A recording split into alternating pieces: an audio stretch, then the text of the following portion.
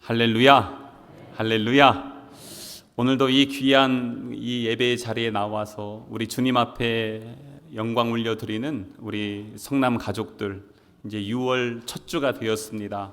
6월에 우리의 걸음과 또 계획과 비전들, 또 우리의 가정들, 모든 삶에 우리 주님께서 부어주신 은혜와 평강이 희년의 축복의 열매로 온전히 맺혀지시기를 주님의 이름으로 축복합니다. 저희는 이 주일 오전의 시간을 통해서 사도행전의 말씀을 함께 나누고 있습니다. 성령의 기름 부으심과 함께 초대교회의 큰 부흥의 역사, 그래서 120명이 3,000명, 5,000명, 이제는 숫자를 셀 수 없는 이 수많은 사람들이 예수를 믿고 구원을 받고 주님의 몸된 공동체로 함께 세움받게 되었습니다. 교회는 부흥하는데 그러면서 또한 교회를 무너뜨리려고 하는 악한 영들의 도전도 계속되고 있음을 볼 수가 있습니다. 외적으로는 환난과 핍박이, 그리고 내적으로는 이 분열과 원망이 계속해서 틈타고 있었지만, 교회는 모여서 기도하고 하나님의 복음을 증거하면서 성장과 그리고 성숙을 계속해서 이어나가고 있는 것을 우리는 지난 시간들을 통해서 함께 보았습니다. 이제는 이 교회 안에 구제로 인해서 많은 원망의 소리들이 있었지요. 헬라파 유대인들과 히브리파 유대인들, 그 과부들을 구제하는데 차별이 있다 보니까 그 교회 내에서 원망이, 그러다 보니까 갈라지게 되었을 때 이 사도들이 함께 모여서 기도하면서 우리가 본질을 잡아야 되겠다. 그래서 이 사도들이 7 집사를 세우고 이들에게 이제는 구제와 섬김과 봉사의 일을 맡기고, 이 사도들은 전혀 이제 기도와 말씀에 전무하면서 하나님 나라의 사역들을 감당하게 되었습니다. 교회 시스템이 세워지기 시작했고요. 교회는 더 큰 하나님의 부흥으로 놀라운 역사를 이루어 갈 수 있었습니다. 그러면서 지난주 우리가 말씀 나눴을 때 7명의 집사를 세웠습니다. 그 7명의 집사 중에 첫 번째 나오는 사람이 스데반 집사입니다. 그래서 오늘 이 스데반 집사님의 이야기가 오늘 우리가 읽은 본문에서부터 7장까지 해서 계속 나오게 됩니다. 여러분들 잘 아시다시피 스데반 집사님 7명의 집사 중에 한 명으로 세움받았고, 또한 7장의 마지막에 가면 그는 이제 예수님처럼 순교자의 반열에 서게 되는 것을 우리는 볼 수가 있습니다. 그래서 앞으로 한 3주 동안 이 스데반 집사님 이야기를 함께 나누려고 하고요. 오늘은 이 스데반 집사님의 그 신앙과 그의 삶을 보면서 나도 좀 저렇게 신앙생활 했으면 좋겠다, 저렇게 좀 닮았으면 좋겠다. 그래서 오늘 이 말씀의 제목이 평신도 모델 스데반, 이렇게 해서 함께 말씀을 나누려고 합니다. 여러분, 우리 교회에서 가장 큰 재산이 무엇이라고 생각하세요? 우리 교회의 가장 큰 재산, 혹시 땅 아니면 건물 생각하시는 분 계세요? 땅도 좀 다른 데보다 조금 이렇게 여유가 있다 보니까 혹시 그렇게 생각할 수 있겠지만, 사실 가장 큰 교회의 재산은 사람입니다. 금요일 저녁에 성경 공부하면서도 우리와 함께 나눴는데, 교회의 가장 큰 가치는 한 영혼입니다. 하나님의 나라는 한 영혼을 천하보다도 귀하게 여기는 나라가 바로 하나님의 나라입니다. 그래서 우리 예수님께서는 마태복음 6장에 공중 나는 새를 봐라, 그리고 이 들에 핀 벚꽃을 봐라, 그 어떤 것 있더라도 너희보다는 귀하지 않다. 누가복음 9장에도 우리 예수님께서는 그 한 영혼의 가치가 어느 정도냐, 바로 천하보다도 귀한 것이다 라는 것을 우리에게 말씀해 주셨습니다. 우리가 그 정도예요. 한 사람, 이 한 사람을 구원하시기 위해서 우리 예수님은 하늘의 영광을 버리시고 이 땅에 오셨습니다. 그 한 영혼을 만나 주시기 위해서 그곳에 찾아가 주셨고, 그 영혼을 만나 주셨고, 그의 이야기, 아픔과 상처 다 들어주시고, 그리고 사랑의 손으로 만져주시면서 치료하여 주셨습니다. 그 한 영혼을 위해서 우리 예수님께서는 십자가의 고난을 당하시고 죽으셨습니다. 그만큼 우리 예수님 한 영혼을 너무나 귀하게 여기시고 사랑하여 주셨던 것입니다. 그러한 사랑과 은혜를 입은 주님의 백성들이 모인 공동체가 무엇입니까? 그게 바로 교회인 것입니다. 그래서 우리 예수님께서 두세 사람이 내 이름으로 모인 곳에 나도 그들 중에 있느니라. 우리가 함께 모여있는 이 자리에 예수님이 함께 계신 그곳, 그 자리가 바로 교회가 되는 곳입니다. 그렇기 때문에 교회에 있어서 가장 큰 자산, 바로 하나님의 거룩한 백성, 우리 성도가 되는 것입니다. 그래서 기도해요. 하나님, 우리 교회가 그 예수님의 마음을 온전히 품고 한 영혼을 천하보다도 귀하게 여기는 그러한 교회가 되게 하여 주옵소서. 그런 기도를 계속해서 올려드리게 됩니다. 예수님의 제자들 한번 보세요.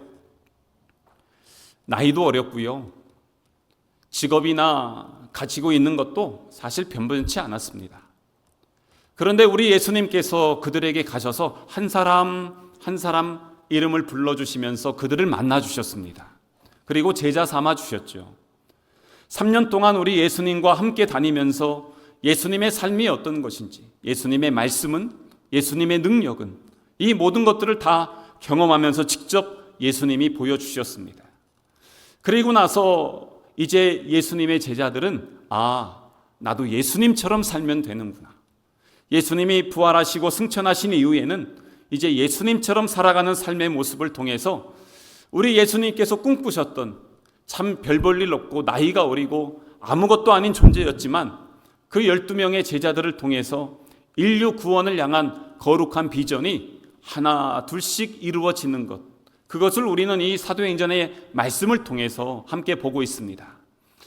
그러면서 이제 이 12사도 그 이후에 이제는 더 많은 믿음의 사람들이 세워지게 되는 것이죠.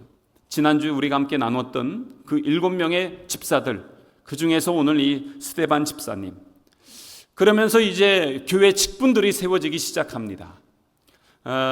이 사도행전에 여기까지 말씀 보면은 이제 한 4종류의 직분자들이 나오거든요. 첫 번째는 사도입니다. 사도는 누구냐면 예수님의 12 제자입니다. 나중에 여기에 한 명이 추가가 되는데 그 사람이 누구냐면 바울입니다. 사도 바울, 그래서 이 예수님을 직접 보고 예수님의 부르심을 받고 예수님의 죽으심과 부활하심을 직접 경험한 사람들, 이 사람들을 사도라고 합니다. 그래서 이 12 제자, 12 사도가 있었고요. 그 다음에 평신도 지도자들이 세워집니다. 평신도 지도자들은 이 사도들에게 안수를 받았던 사람들입니다. 바로 7 집사들과 같은 그러한 사람들이었죠. 이 사람들이 교회 행정, 그리고 구제, 그리고 봉사, 나눔, 이러한 여러 가지 각자에게 맡겨주신 일들을 감당하게 되면서 교회는 세분화되고 시스템이 세워지고 더 큰 부흥을 경험할 수가 있었습니다. 그 다음에 세 번째는 제자들입니다. 원래 일반 성도들이라고 얘기할 수 있는데 이 사도행전에서는 제자라고 그렇게 기록을 하고 있어요. 예수님의 제자, 무엇입니까? 제자는 스승을 따라가고 스승의 발자취를 배워나가는 사람들인 것이죠. 예수님을 따라가고 예수님을 배우며 예수님과 함께 살아가는 사람들, 그 많은 사람들이 이제는 교회 공동체의 가족이 되었습니다. 네 번째는 누구냐면 이제 선교의 사명을 감당하는 특별한 사도, 바로 선교사들입니다. 그래서 이 바울이 또한 바나바, 또 수많은 제자들이 나가서 복음을 증거하면서 하나님의 나라를 세워나가고, 그래서 우리 예수님께서 마지막 유언으로 제자들에게 주셨던 예루살렘과 온 유대와 사마리아와 땅끝까지 증인되라 하시는 그 사명을 감당할 수가 있게 된 것입니다. 오늘 우리 교회에도 각자의 직분이 있습니다. 목사로, 장로로, 안수집사로, 권사로 각자의 직분이 있습니다. 그 직분에 따라서 우리는 부르심의 충성되이 사명을 감당할 때 초대 교회가 부흥했던 것처럼 오늘도 우리 교회가 하나님의 영적 부흥, 하나님 나라의 성장과 성숙을 경험할 수 있는 줄로 우리는 믿습니다.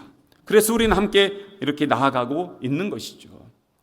오늘 이 스데반 집사님을 보면 그러한 가운데서 평신도 지도자로 세워지게 됐는데 지난주 말씀에 7명의 집사들 중에서도 그 기록을 할 때 첫 번째로 나와요. 스데반, 이렇게 하면서 나오게 됩니다. 그에 대해서 오늘 8절에 다시 한번 소개를 하고 있습니다. 8절 한번 보시겠어요? 스데반이 은혜와 권능이 충만하여 큰 기사와 표적을 민간에 행하기 시작했다는 것입니다. 은혜, 그는 은혜가 충만했습니다. 어떤 은혜로 충만했을까요? 은혜라는 것이 무엇입니까? 헬라어로 카리스라는 단어인데요, 여기에는 두 가지의 의미가 있습니다. 지난주에 오후 예배 때도 한번 말씀을 드렸는데, 이 카리스라는 헬라어 단어는 첫 번째 의미가 선물입니다. 선물이라는 것은 받은 것이죠. 누군가 나에게 무엇인가를 주었다는 것입니다. 무엇을 받았습니까? 예수 그리스도의 핏값으로 말미암아서 하나님의 구원, 생명을 선물 받은 것입니다. 그게 바로 은혜입니다. 그걸 아는 것, 그게 바로 은혜의 삶인 것이죠. 또 하나 이 카리스의 의미가 있는데, 두 번째는 뭐냐면 끌린다라는 것입니다. 무엇인가에 끌린다는 거예요. 끌림이 있는 사람, 뭐냐면 바로 저 사람과 함께 하고 싶다. 그리고 저 사람과 함께 있으면 너무나 좋다. 자꾸 끌리는 거 있잖아요. 저 사람에게 가면은 행복하다, 감사하다, 미소가 있고 은혜롭구나. 이게 바로 은혜 있는 자의 삶이라는 것입니다. 스데반이 바로 그런 사람이었습니다. 그는 우리 주님이 주신 선물을 잊지 않았고, 주변에 있는 사람들에게 아주 매력적인, 정말 저런 사람이면 내가 함께하고 싶다 하는 그런 끌림이 있었던 사람이었다는 것입니다. 또한 8절에 보니까 그는 권능이 있는 사람이라고 소개하고 있죠. 권능이라는 것은 헬라어로 두나미스라고 하는데, 이게 나중에 영어로 바뀌면서 다이나마이트가 됩니다. 그러니까 폭발력이 있다는 것입니다. 힘이 있다는 것이죠. 무엇이겠어요? 어떤 폭발력이겠습니까? 성령의 힘, 능력이었던 것입니다. 예수님이 그렇게 말씀했어요. 너희가 성령을 받으면 어떻게 한다고요? 권능을 받고, 그러면서 예루살렘과 온 유대와 사마리아와 땅끝까지 증인된다는 것입니다. 성령의 권능을 받아야 증인된 삶을 살아갈 수 있다라고 예수님이 말씀하셨고요. 지금 그것이 모델로 보여지는 사람이 누구냐? 바로 스데반이었다는 것입니다. 그래서 그는 늘 성령으로 충만했습니다. 예수님이 살아계실 때 예수님을 보았던 사람이고요, 120명 안에 들었던 오순절 성령의 기름 부으심을 경험했던 사람이 스데반이었습니다. 그렇기 때문에 그는 성령의 권능을 깊이 체험했고, 이 권능을 소유하면서 이제 폭발력 있는 그러한 사명을 감당했던 사람이었던 것입니다. 그렇기 때문에 은혜와 권능이 충만했던 이 스데반, 뒤에 보니까 어떻게 나옵니까? 열매가 8절에 보면 큰 기사와 표적을 민간에 행했다는 것입니다. 원래 이 큰 기사와 표적은 예수님만 행했던 것이었습니다. 그런데 이것이 이제는 사도행전에 넘어오면서 우리 앞에 나누었던 3장의 말씀에 보면 베드로와 요한이 기도하러 올라가다가 성전 미문의 앞에 앉아있던 안진뱅이, 그 안진뱅이를 예수 그리스도의 이름으로 선포하면서 일어나게 하잖아요. 그런데 이 사도들이 했던 이것을 이제 누가 합니까? 평신도 지도자인 스데반이 하고 있는 것입니다. 저는 이 말씀을 이렇게 묵상하다가 딱 내려놓고 막 기도하기 시작했어요. 왜냐하면 평신도 지도자가 예수님이 하는 것을 똑같이 하고 있어요. 사도들이 하던 것을 똑같이 하고 있어요. 그래서 이거 하다가 막 기도했어요. 하나님, 우리 성도들에게 은혜와 권능으로 충만하게 역사하여 주셔서, 그래서 우리가 먼저 목장 모임을 할 때, 우리가 서로를 위하여 함께 중보하며 기도할 때 이러한 기사와 표적이 일어나게 하여 주십시오.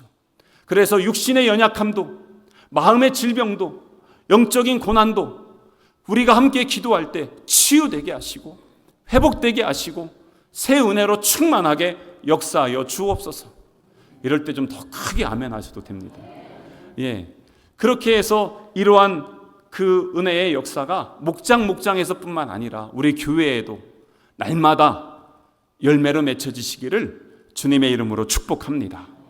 이러한 좋은 모델, 신앙의 모델 아닙니까? 은혜가 있고 권능이 있고 그리고 기사와 표적이 나타나는 그러한 신앙의 좋은 모델, 바로 그 사람이 이 스데반 집사님이었던 것입니다. 그런데 그는 이렇게 좋은 신앙생활을 하고 있었음에도 불구하고 영적 도전이 있었어요. 오늘 뒤에 있는 말씀에 보면 그에게 많은 도전이 있는 것을 볼 수가 있습니다. 어떤 도전이었을까요? 9절부터 보면은요, 이렇게 나와 있습니다. 이른바 자유민들, 즉 구레네인, 알렉산드리아인, 길리기아와 아시아에서 온 사람들의 회당에서 어떤 자들이 일어나서 스데반과 더불어서 논쟁을 한다는 것입니다. 이 말씀에서 보면 9절에 먼저 자유민들이 어떤 사람들이냐, 그 이전에 이스라엘이 로마에 의해서 엄청난 고난을 당했습니다. 포로로 끌려갔고요. 당시에 사람들을 셋으로 구분하자면 하나는 로마 시민권자, 또 하나는 자유민들, 또 하나는 노예들이었습니다.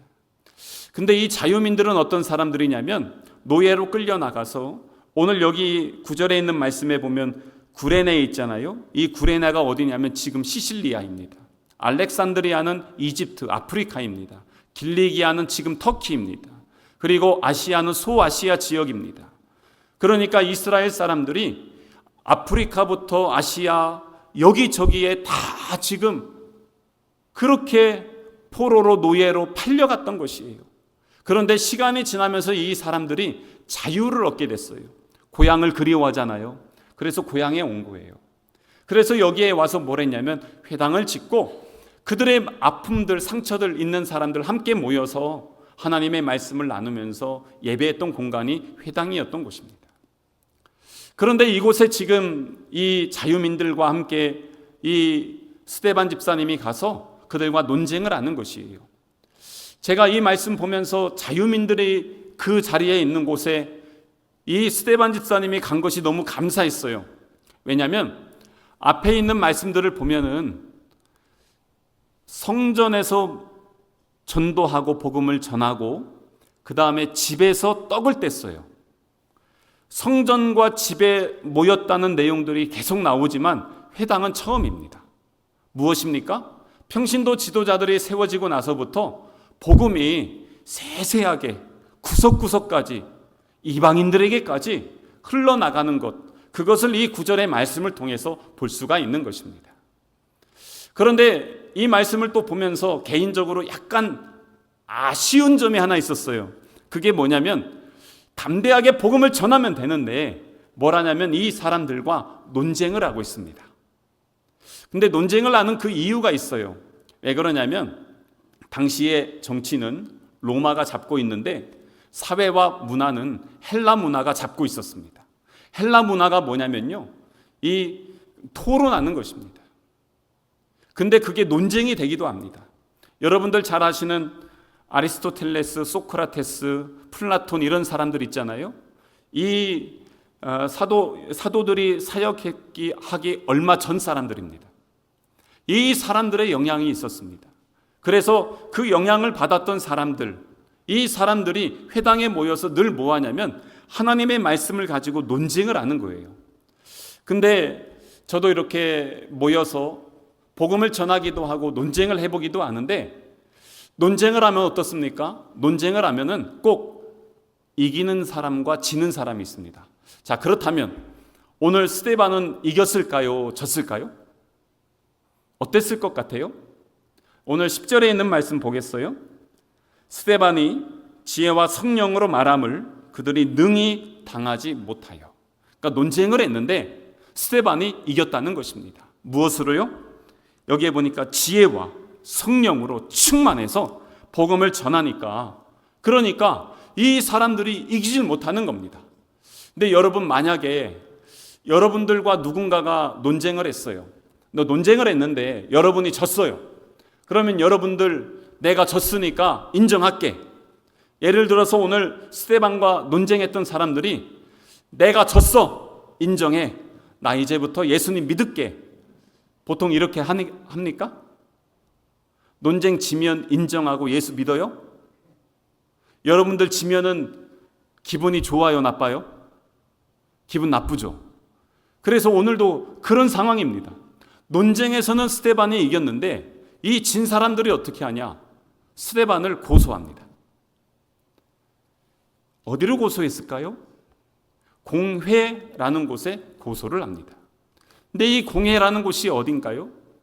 이 공회에서 얼마 전에 예수님이 사형 선고를 받았던 곳입니다.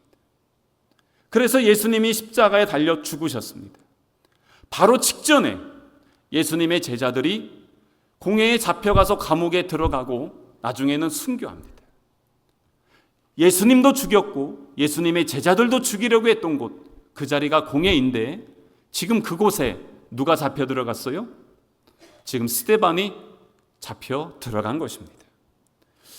스데반이 잘못했어요? 복음을 전했던 것뿐입니다. 성령과 지혜가 충만해서 예수 그리스도의 복음을 증거했던 것입니다. 그런데 그들이 고소했던 내용을 한번 볼까요? 그 사람들이 지금 그 13절에 있는 말씀을 보세요. 거짓 증인들을 세웠습니다. 그리고 고소를 합니다. 이 사람이 거룩한 곳과 율법을 거슬렀다는 것입니다. 거룩한 곳이 어딜까요? 성전이에요. 성전을 지금 못 오겠다는 것입니다. 예수님이 십자가에 달려 돌아가실 때 죄목 중에 하나가 성전 모독이었습니다. 예수님 뭐라고 하셨어요? 이 성전 다 헐어! 내가 3일 만에 지을게. 그게 성전 모독죄였어요. 그런데 지금 똑같은 죄목을 스데반 집사님에게 지금 씌우는 것입니다. 그리고 13절 중간에 뒤에 보니까 거룩한 곳과 율법을 거슬렀대요. 율법을 거슬렀다는 건 무엇입니까? 지금까지 이스라엘 사람들이 목숨 걸고 지켰던 하나님의 율법이었습니다. 이게 그들의 모든 삶이었습니다. 생활의 법이었습니다. 근데 이것을 거슬렀다는 겁니다.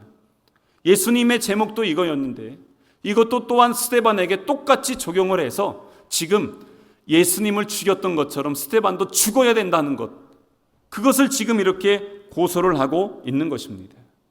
그래서 이 스데반 집사님이 변론을 합니다. 그 이야기는 다음 주에 우리가 함께 나누게 되고요. 이렇게 하면서 이 하나님의 성전과 율법과 백성들의 이 삶의 규례 모든 것을 이렇게 거슬렀다 이러면서 죽이려고 하는 그러한 상황들. 아니, 복음은 전하다가 지금 사형 선고 받게 됐어요. 그리고 실제로 7장 마지막에 보면은 그는 그 자리에서 순교를 당하게 됩니다. 정말 당황스럽고 황당하기 그지없습니다. 그런데 이러한 상황 속에서 오늘 뒤에 마지막 15절에 있는 말씀 보시겠어요?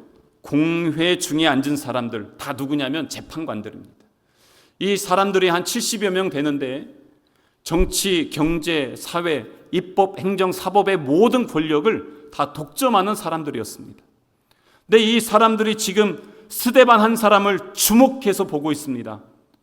악의가 가득하여서, 살기가 가득해서 지금 스데반을 보고 있는데 스데반 얼굴이 어떻습니까? 그들이 볼 때도 이 스데반의 얼굴이 천사의 얼굴과 같다는 것입니다. 얼굴에 광채가 나는 거예요. 아니, 어떻게 이럴 수 있을까? 두려움에 떨면요, 그것이 얼굴에 드러나게 됩니다. 그런데 이 스데반 집사님 아까 8절에 얘기했던 것처럼 그는 은혜와 권능으로 충만한 것입니다. 근데 이게 어디에서도요, 지금 이 고소를 당해서 재판장의 자리에 서 있음에도 불구하고 그는 여전히 은혜가, 권능이, 성령과 지혜가 충만하게 드러나는 것입니다. 그래서 이 얼굴 좀 닮고 싶다, 그러한 소망이 있더라고요. 사람들 얼굴 보시면 그 얼굴에 그 사람의 모든 것이 담겨 있는 걸 볼 수가 있습니다. 얼굴이 참 중요하더라고요. 링컨 대통령은 그런 얘기도 했어요. 나이 40 넘으면 자기 얼굴에 책임질 줄 알아야 된다. 근데 또 어떤 분은 그런 말씀하시더라고요. 얼굴 모양은 하나님이 주셨어요. 이건 내가 어떻게 완전히 고치진 못해요. 하긴 요즘은 돈 주면 다 뜯어 고치긴 하지만, 하여튼 얼굴 모양은 우리가 어떻게 할 수가 없지만 인상은요, 내가 만들어가는 것입니다. 기쁜 사람들, 행복한 사람들 얼굴 보세요. 그냥 눈에요 막 꿀이 뚝뚝 떨어집니다. 얼마나 그냥 행복한 얼굴이 그렇게 모습에 나타나는지. 그런데 갈등하고 고민하고 또 원망과 불평이 있는 사람들 보세요. 얼굴이요 늘 찡그러져 있는 것을 볼 수가 있습니다. 그래서 그 사람을 보면 그 사람의 인생과 삶이 어느 정도 보인다고도 그렇게 얘기하는 것입니다. 참 근데 얼마 그렇게 길게 살지 않는 인생인데 맨날 찡그리면서 그렇게 사시겠어요? 기왕이면 이 모든 상황에서 스데반 집사님을 표현할 때 그는 은혜가 충만하고 권능이 충만하고 지혜와 성령이 충만해서 그러한 자리에서도 얼굴에 이렇게 빛이 나고 천사 얼굴과 같다라고 하는 그러한 소리를 들으면 얼마나 좋을까요? 옆에 있는 분 한번 얼굴 보시겠어요? 어떻습니까? 천사의 얼굴을 보시는 것 같습니까? 예? 어떤 분이요 부부가 같이 앉아 있는데 아멘 그러시는데요. 예, 진짜 그게 행복한 가정 아니겠어요? 아멘 하는 것이죠. 그게 바로 이 스데반 집사님의 얼굴의 모습이었던 것입니다. 그림 하나 보여주시죠. 뭔지 아시겠죠? 예, 발음이 이렇게 꼬여요 가끔씩. 다빈치의 최후의 만찬의 그림입니다. 근데 여기에서 이 다빈치가 그림을 그릴 때 진짜 얼굴이 온화하고 너무나 멋지고 괜찮은 모델을 섭외를 해서 그 사람을 그대로 그린 게 예수님 얼굴입니다. 그러니까 예수님 그리기 위해서 여기저기 수소문해서 정말 인상 좋은 사람, 행복해 보이는 사람을 찾아가지고 그 사람을 그렸어요. 그리고 나머지 제자들 쫙 그리고요, 마지막에 그린 사람이 누구냐면 가룟 유다입니다. 근데 가룟 유다 하면 얼굴이 좀 어떻게 생기면 좋겠어요? 기왕이면 좀 막 찌그러져 있고 그리고 사기꾼 같아야 되고 누군가 속여서 팔아야 될 것 같은 그러한 인상의 사람을 찾으려고 다빈치가 몇 년을 찾아다녔습니다. 그러다가 어느 날 술집에서 혼자서 고독하게 얼굴을 찡그리면서 술을 마시면서 그렇게 고통스러워하는 한 사람을 찾았어요. 그리고 그 사람 얼굴을 그려서 마지막 가룟 유다 그림을 완성했습니다. 그래서 이 그림이 완성됐거든요. 근데 그 예수님 그렸던 그 모델 있잖아요. 그 사람이 바로 가룟 유다 모델이었습니다. 그러니까 예수님과 가룟 유다가 동일 인물이었습니다. 무엇입니까? 처음에 그렇게 인상이 좋았던 그 사람의 얼굴의 모습이 몇 년이 지난 이후에 가룟 유다 같은 얼굴이 되어버린 거예요. 그의 삶이 어떻게 되었을까? 그런 것들을 보면서 우리의 얼굴은 어떤 모습이면 좋을까? 그래서 이 15절 말씀 보면서 천사의 얼굴 같더라. 우리의 좋은 모델 아닙니까? 예수 믿지 않는 사람이 우리를 보면서 오히려 우리를 대적하고 우리를 박해하려고 했던 사람들이 보면서 당신을 보니까 당신은 정말 예수 믿는 사람이네. 내가 다른 사람은 인정하지 못하겠는데 당신은 인정하겠습니다 라고 한다면 그것만큼 얼마나 기쁜 것이 어디 있겠어요. 이렇게 스데반은요 우리의 신앙에 아주 너무나 좋은 그러한 모델이었습니다.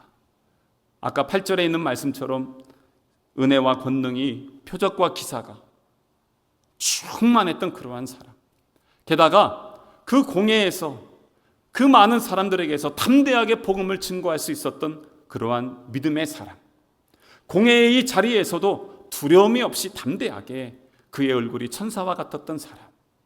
근데 그의 인생의 그래서 마지막 모습이 어땠을까요? 사람들이 이러한 신앙의 모습은 다 담고 싶은데 마지막 죽음까지 담고 싶은 그러한 사람이 있습니까? 7장의 이 마지막 뒤에 보면은 그가 마지막에 그 죽을 때의 모습이 나와 있습니다. 근데 그 마지막에 죽을 때 보면요, 그는 예수님이 하셨던 그 말씀을 그대로 하면서 죽어가는 것을 볼 수가 있어요. 59절에 보면 그렇습니다. 돌에 맞아서 죽어가면서 그가 했던 그 고백이 뭐냐면, 주 예수여 내 영혼을 받으소서. 주 예수여 내 영혼을 받으시옵소서. 지난 5월 달에 저희가 순교지 탐방을 다녀왔어요. 병천교회를 방문했는데 그 교회는 66명의 순교자가 있었던 교회였습니다. 근데 그 교회 성도들이 어땠습니까? 전날 이제 다 모여서 자기들이 내일 우리 차례래. 이제 내일이면 우리는 죽게 돼. 근데 거기에 있는 한 집사님이 다니면서 성도들에게 그렇게 얘기한 거예요. 내일 우리가 죽을 때 딴소리 하지 말고 주 예수여 내 영혼을 받으시옵소서, 그 얘기만 해. 그것만 하면 돼. 그러면서 다닌 거예요. 주 예수여 내 영혼을 받으시옵소서. 그래서 다 무릎 꿇고 10m에서 15m씩 구덩이를 파고 때리면서 죽창으로 찌르면서 죽어갈 때마다 이 성도들이 했던 얘기가 뭐냐면 주 예수여 내 영혼을 받으시옵소서, 주 예수여 내 영혼을 받으시옵소서. 그러면서 다 순교했다는 그 이야기를 우리는 함께 들었습니다. 그런데 그 원조가 누구입니까? 예수님이셨습니다. 그리고 그 다음에 따라갔던 사람이 누구였습니까? 바로 스데반 집사님이었습니다. 그래서 7장 마지막에 보면 그는 마지막에 이렇게 기도하면서 끝납니다. 무릎을 꿇고 크게 불러 이르되 주여 이 죄를 그들에게 돌리지 마옵소서. 예수님이 돌아가셨던 그 모습 그대로 예수님을 닮아갔던 스데반의 집사님, 그 마지막 순간 마지막까지도 예수님을 닮아가면서 예수님과 함께 그 자리에 설 수 있었던 사람이 바로 우리의 신앙의 좋은 모델인 바로 스데반 집사님이었습니다. 여러분에게 신앙의 모델은 누구입니까? 여러분들 신앙의 걸음의 멘토는 누구십니까? 누가 여러분들과 지금 함께하고 계십니까? 스데반 집사님이 세워짐으로 인해서 교회 분열이 그쳤습니다. 많은 부흥이 일어났습니다. 또한 그는 하나님의 귀한 일들을 감당하면서 하나님의 사랑의 열매들이 그 뒤에 계속해서 맺혀지는 것을 볼 수가 있습니다.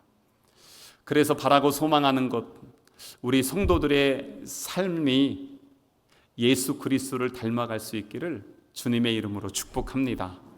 여러분들의 자녀들이 우리 엄마 아빠를 보면서 이야, 나 저렇게 신앙생활하고 싶다, 저렇게 예수 믿고 싶다, 저렇게 사는 거야 라고 배워갈 수 있는 좋은 모델이 되는 부모가 되시기를 주님의 이름으로 축복합니다.